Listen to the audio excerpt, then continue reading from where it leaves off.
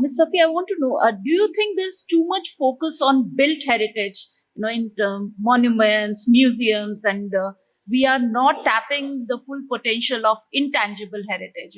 There's so much to showcase in terms of culture, which the minister Yes, also talked about. definitely. We are only, as Swapna just said, that when we go, we just tick boxes. But there is so much more to it. As the Honorable Minister said, there is so much of cultural tourism, there's religious tourism. We can have musical tourism. We can have, we have so many trails that we can have. Yes. And, like let's take Delhi, for instance. In Delhi itself, there was the dastan going on these Jama Masjid steps.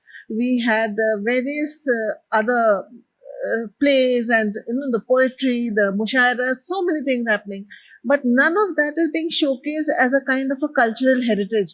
Mushairas are indeed happening, but they're happening within a close circle of people who are into, who are poets and part of Urdu Academy or something like that. So we should focus on, we have Ghalib's Academy.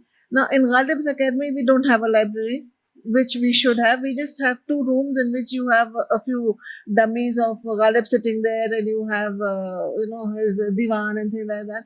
Now that's an ideal place. Just think of it. Think of how things are happening in Shakespeare. In Stratford and Avon, you have plays happening. You can have a group of, maybe volunteers from colleges who can keep coming as per on a rotation or something, who can, when people come there, they can enact a few things from his life. They can recite his poems. These are things which will attract people, because if you just go to see the walls, not everybody is that passionate about just singing. Like I remember when the first time I went to see Firoz Shah Kotla, and I asked somebody, I said, would you like to come with me? And he said, in khandaron mein kya rakha hua hai? So, you have to make those khandars attractive.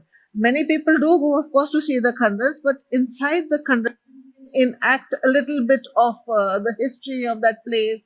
You can talk about what happened here. You can talk about the historic thing of the place. It becomes alive for you. It's only when you connect with the place through its stories that then the whole thing becomes much more personal for you than just seeing stones. So yes, the intangibles are very important. Also, I think the intangible and the tangible, they are sort of complementary. They give context to each other, So, I mean, if you have a monument and you talk about the culture or the language of the place, it becomes more lively. It has an instant connect with the tourist. And that is why these historical tours that are happening, like INTACH does, there are other people who are doing, they've become so popular because these tours give you that intangible along with the tangible. So you connect.